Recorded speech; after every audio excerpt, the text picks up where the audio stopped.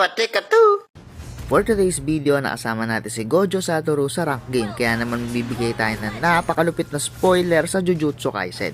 Alam naman na siguro nating lahat na namatay nato itong si Gojo sa chapter 236. Pero eto na yung pinaka-hinihintay yung spoiler. Buhay si Gojo.